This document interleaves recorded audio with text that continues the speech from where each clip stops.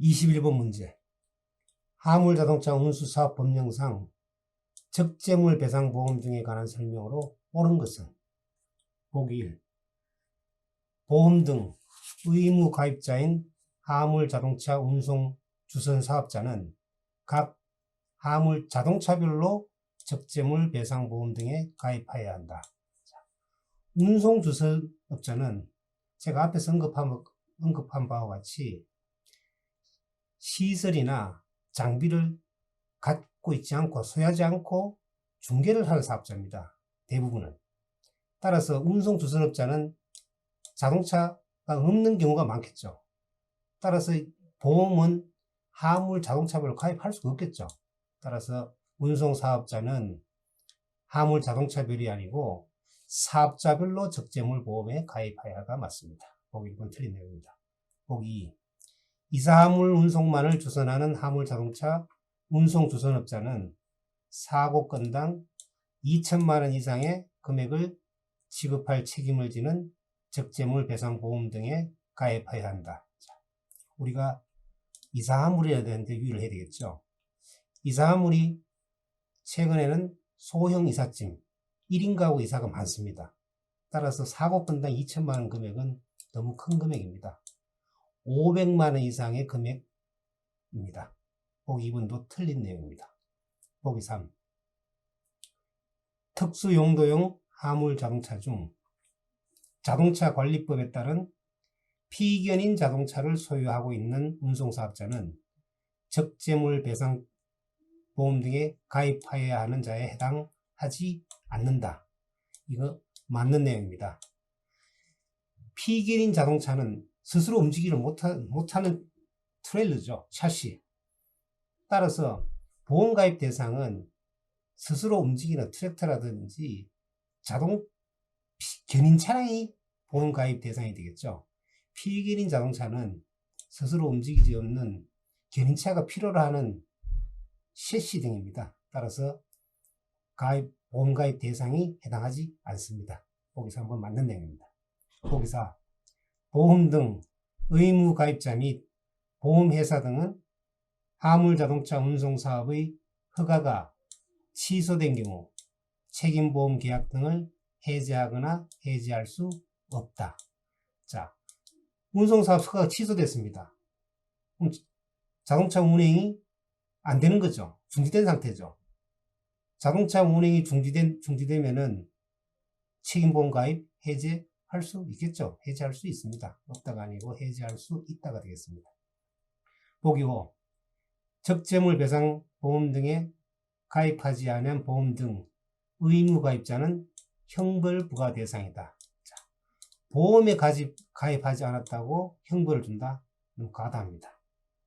일반적으로 보험료가 보험 금액에 해당되는 금액만큼 과태료를 부과한다면 과태료 대신 보험을 가입하겠죠.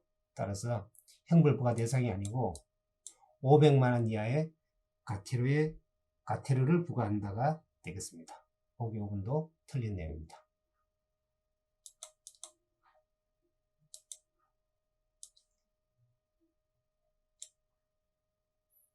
문제 22번. 화물자동차 운수사업 법령상 운임 및 요금에 관한 설명으로 옳은 것은 보기 1.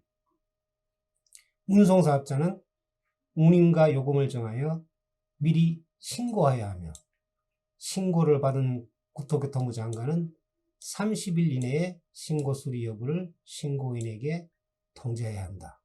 자, 운임요금 신고상 맞는 내용입니다. 국토부 장관 주차도 맞습니다. 하지만 우리가 민원 사항이라든지 신고를 하는 데 대해서 30일 기간은 너무 긴 기간입니다. 30일이 아니라 14일입니다. 14일 이내에 신고인에게 통지해야 합니다. 보기 2. 화물자동차 안전운임위원회 임기는 2년으로 하되 연임할 수 있다. 자, 연임은 맞는 내용인데 기간 의심해봐야 됩니다. 2년이 아니라 1년입니다. 보기 3. 화물자동차 안전운임위원회에는 기획재정부, 고용노동부의 상급 또는 4급 공무원으로 구성된 특별위원을 둘 수 있다. 자, 특별위원을 둘 수 있는 내용은 맞는 내용입니다. 하지만 화물 자동차의 안전운임위원회입니다.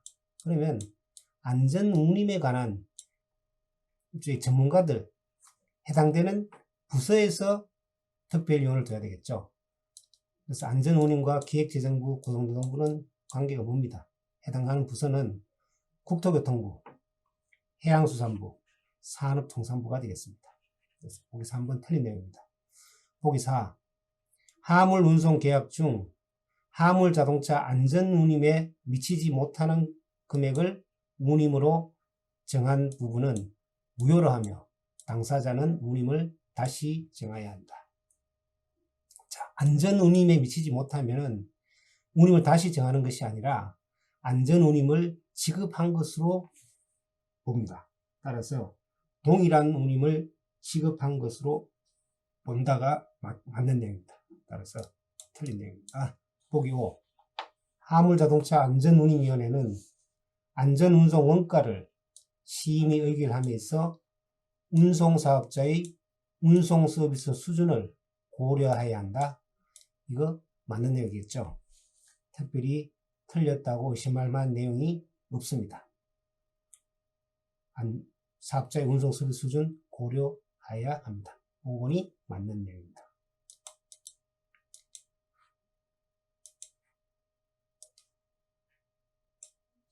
23번 문제.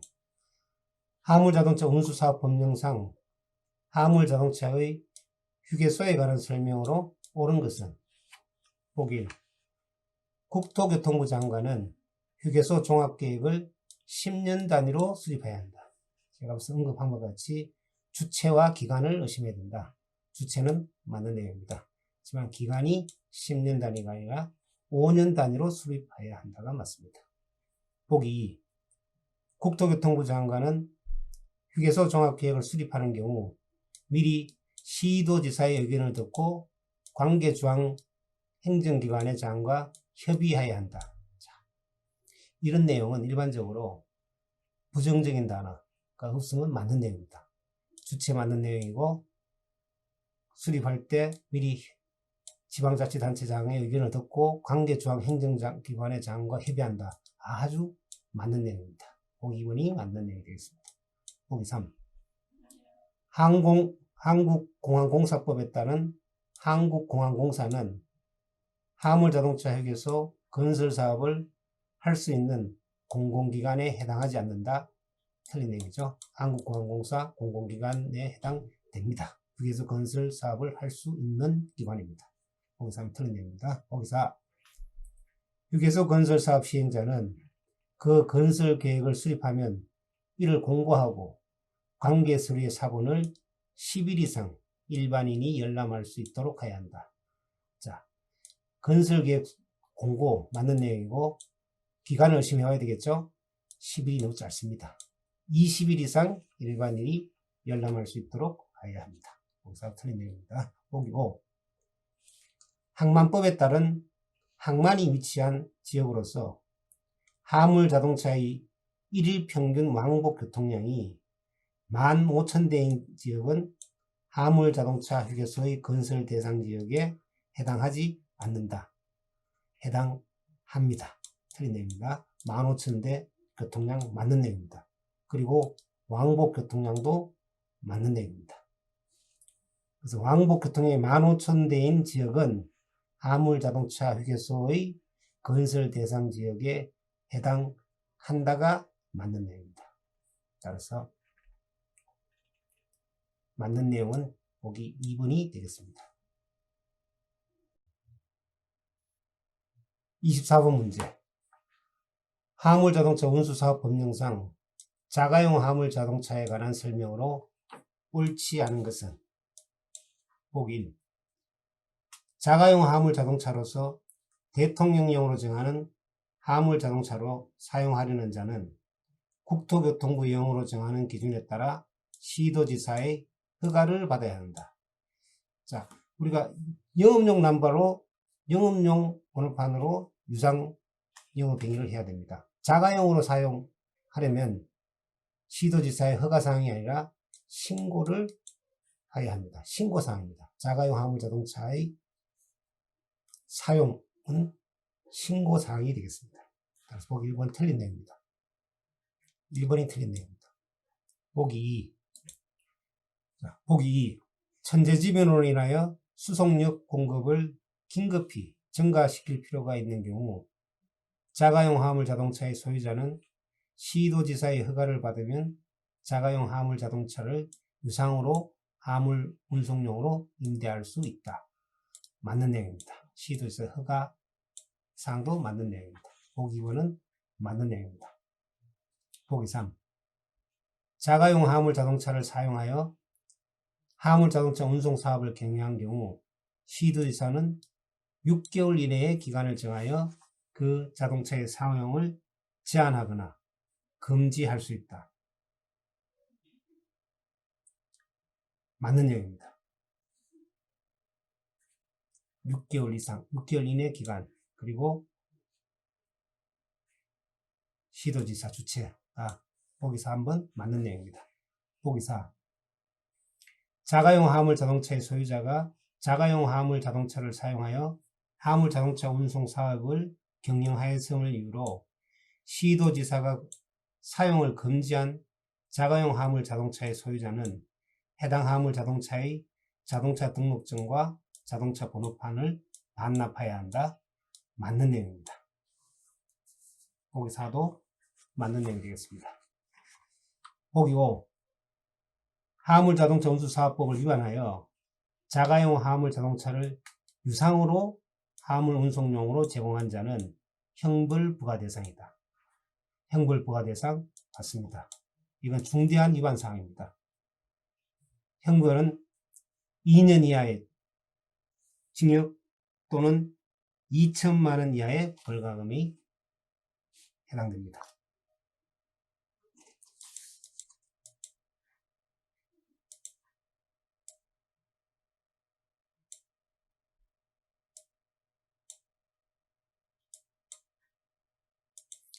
(25번) 문제. 화물자동차 운수사업 법령상 화물자동차 운송사업의 폐업에 관한 설명으로 옳지 않은 것은 보기 1. 운송사업자가 화물자동차 운송사업의 전부를 폐업하려면 미리 신고해야 한다. 폐업은 신고사항 맞는 내용입니다. 폐업신고 이렇게 개념을 잡으면 되겠습니다. 폐업신고. 자, 보기 2. 폐업신고 있죠? 폐업신고의 의무는 신고에 대한 수리 여부가 신고인에게 통지된 때에 이행된 것으로 본다. 자, 신고인에게 통지된 거는 좀 애매하죠?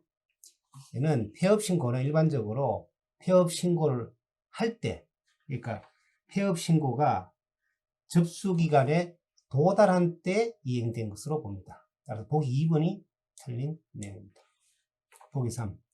운송사업자가 화물자동차의 운송사업의 전부를 폐업하려면 미리 그 취지를 영업소나 그 밖에 일반 공중이 보기 쉬운 곳에 게시해야 한다. 맞겠죠? 맞는 내용입니다. 알 수 있도록 공지를 해야 된다. 맞는 내용입니다. 보기 4. 화물자동차 운송사업의 폐업 신고를 한 운송사업자는 해당 화물자동차의 자동차 등록증과 자동차 번호판을 반납해야 한다. 이것도 맞는 내용입니다. 반납해야 합니다.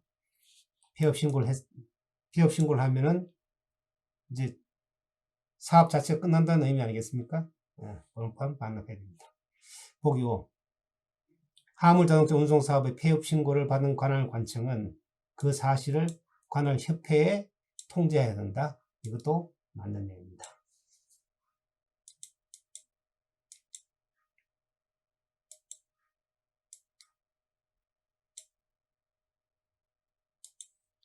(26번) 문제. 화물자동차 운수사업법상 화물자동차 운송사업의 허가를 받을 수 없는 자는 자입니다. 보기 1. 화물자동차 운수사업법을 위반하여 징역 이상의 실형을 선고받고 그 집행이 면제된 날로부터 3년이 지난 자. 자, 이 문제에서는 이 기간을 우리가 유념을 해야 됩니다. 기간이 맞는지 틀리는지가 핵심이 되겠습니다. 이 문제에 3년 지나야 된다. 맞는 내용입니다. 실형을 받고 집행이 면제되로부터 3년 지나야 됩니다. 보기 1번 맞는 내용입니다. 보기 2. 화물자동차 운수사업법을 위반하여 징역 이상의 형의 집행유예를 선고받고 그 유예기간이 종료된 후 1년이 지난 자. 자, 집행유예기간이 끝났죠? 끝났으면 1년 정도면은, 지나면은 허가를 받을 수 있습니다. 2번도 맞는 내용입니다. 보기 3. 부정한 방법으로 화물자동차 운송사업에 허가를 받아 그 허가가 취소된 후 3년이 지난 자. 자, 부정한 방법. 허가를 받고 취소됐다. 3년은 짧습니다. 5년이 지나야 허가를 받을 수 있습니다. 따라서 보기 3번이 틀린 내용입니다. 위반 사항에 비해서 기간이 짧습니다. 자, 보기 4. 화물자동차 운수사업법 제11조에 따른 운송사업자의 준수사항을 위반하여 화물자동차 운송사업의 허가가 취소된 후 3년이 지난 자. 맞는 내용입니다. 준수사항 위반 허가 취소되면 3년이 지나면 허가를 받을 수 있습니다. 보기 5. 파산 선고를 받고 복권이 된 자, 복권이 됐기 때문에 허가를 받을 수 있습니다. 그래서 보기 5번도 맞는 내용입니다.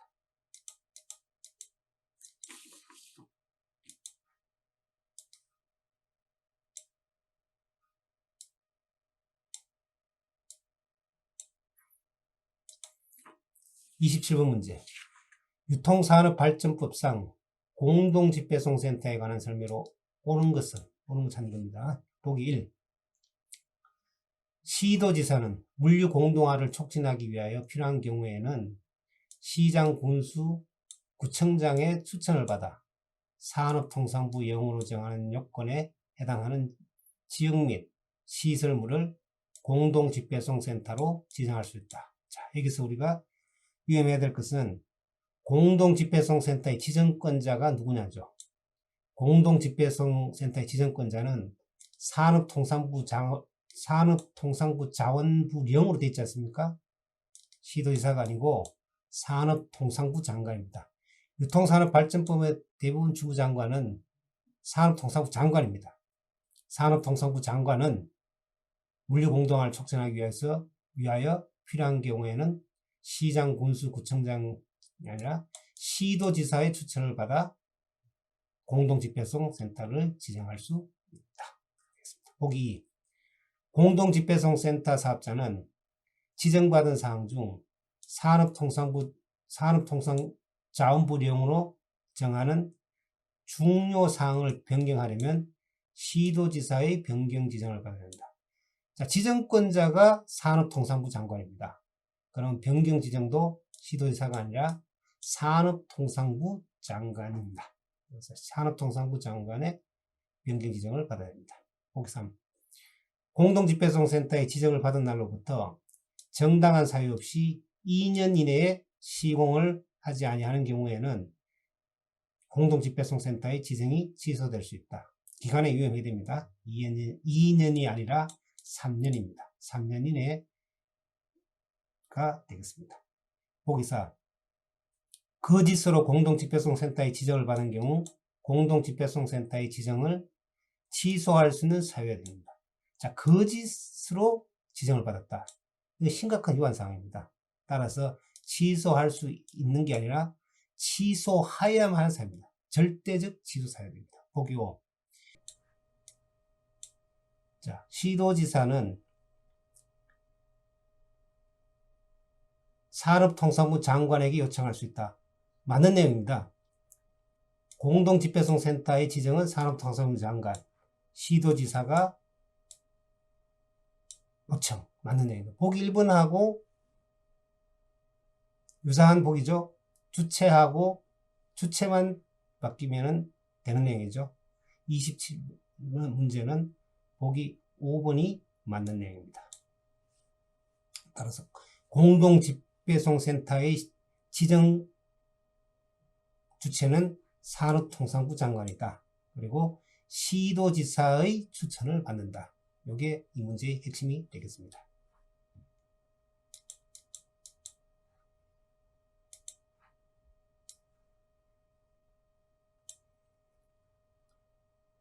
(28번) 문제. 유통산업발전법상 형벌 부과 대상에 해당하지 않는 것은? 형벌 대상이 아니다는 얘기는 위반사항이 가볍다는 얘기가 되겠죠. 위반사항이 중한 것과 심각한 것과 중하지 않는 걸 구분하는 문제가 되겠습니다. 보기 1. 유통 표준 전자문서를 위작하는 죄의 미수범, 죄입니다. 위작죄입니다. 이 죄는 아주 심각히 아주 무거운 범죄입니다. 10년 이하의 징역 또는 1억 원 이하의 벌금에 처하는 가장 형벌이 강한 범죄 행위입니다. 유통문서 위작. 형벌 대상 맞죠? 맞습니다. 보기 2. 대규모 점포를 개설하는 자로서 부정한 방법으로 대규모 점포의 개설 등록을 한 자. 자, 부정한 방법으로 개설. 이것도 심각한 범죄 행위가 되겠죠? 위반 행위가 되겠죠? 따라서 이것도 형벌 대상이 맞습니다. 1년 이하의 징역 또는 3천만 원 이하의 벌금에 처하는 중범죄입니다. 보기 3. 대규모 점포 등 관리자로서 부정한 방법으로 회계 감사를 받은 자. 부정한 방법의 회계 감사는 그 위반 사항이 다른 사항보다 중하지 않는 사항입니다. 보기 3은 형벌 대상, 부과 대상이 아니라 1,000만 원 이하의 과태료 부과 대상. 따라서 3번이, 보기 3이 형벌 부과 대상이 아닌 과태료 부과 대상이 되겠습니다. 보기 4. 유통정보화 서비스를 제공하는 자로서 유통산업발전법 시행령으로 정하는 유통표준 전자문서 보관기간을 준수하지 않은 자. 자, 문서에 대한 어떤 이런 위반사항은 중요한 위반사항입니다. 형벌에 해당하는 위반사항입니다. 형벌 대상에 대한 위반사항입니다. 형벌 내용은 1년 이하 징역 또는 1,000만 원 이하의 벌금에 해당되는 형벌 대상입니다. 보기 4. 보기 5. 대규모 점포 등 관리자로서 신고를 하지 아니하고 대규모 점포 등 개설자의 업무를 수행한 자. 자, 신고를 하지 않고 개설했다. 이것도 중대한 위반사항입니다. 형벌 대상이고 그 형벌은 1년 이하의 징역 또는 3천만 원 이하의 벌금에 해당하는 중요한 위반사항입니다.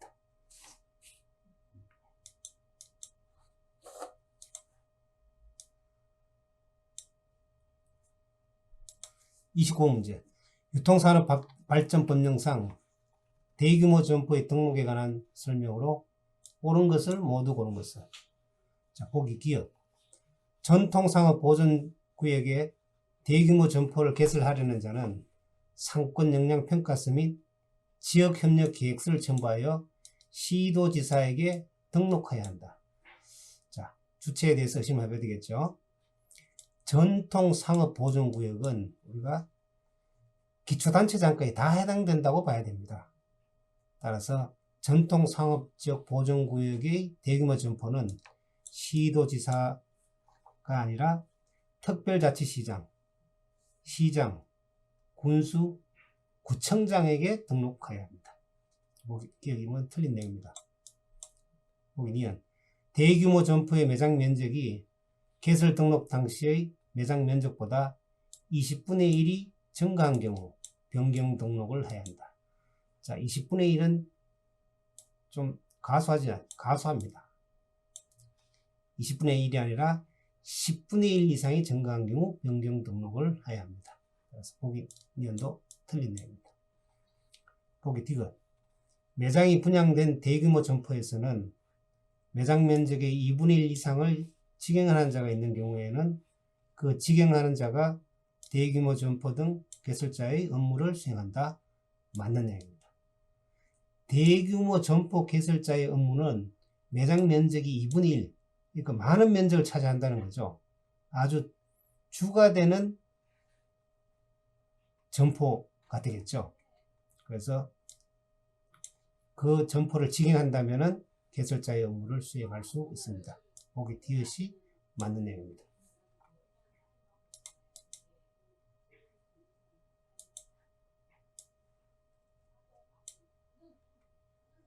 30번 문제. 유통산업발전법상 유통산업의 경쟁력 강화에 관한 설명으로 옳은 것은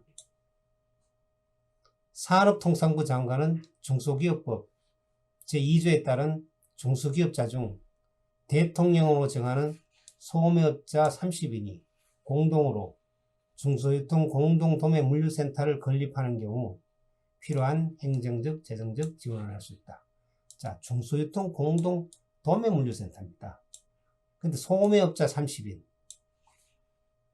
소매업자뿐만 아니라 도매업자가 있죠.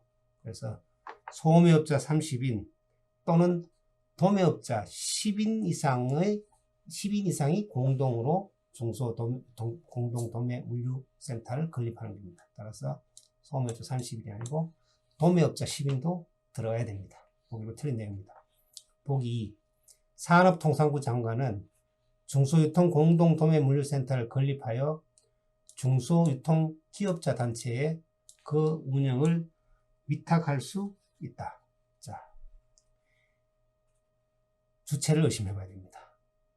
산업통상부 장관이 주체가 아니라 지방자치단체장이 중소유통 공동도매물류센터를 건립하여 중소유통기업자 단체의 운영을 위탁할 수 있습니다. 중소유통 공동도매물류센터의 건립 주체는 산업통상부 장관이 아니라 지방자치단체장입니다. 그래서 보기 2번도 틀린 내용입니다. 보기 3. 지방자치단체장은 상점과 진흥조합이 주차장, 휴게소 등 공공시설 설치 사업을 하는 경우에는 예산의 범위에서 필요한 자금을 지원할 수 있다. 자, 여기는 틀렸다고 의심할 만한 내용이 없습니다. 주체도 맞는 내용이고 보기 3번이 맞는 내용입니다. 보기 4. 상점과 진흥조합은 조합원의 자격이 있는 자의 과반수의 동의를 받아 결성한다. 과반수가 아니라 3분의 2 이상의 동의를 받아야 됩니다. 3분의 2 이상의 동의를 받아 결성할 수 있습니다. 보기 5. 상점과 진흥조합원은 상점가에서 도매업, 소매업, 용역업이나 그 밖의 영업을 하는 모든 자로 한다. 모든 자가 아니라 영업을 하는 중소기업자로 한다가 맞는 내용입니다. 따라서 보기 5번도 틀린 내용입니다.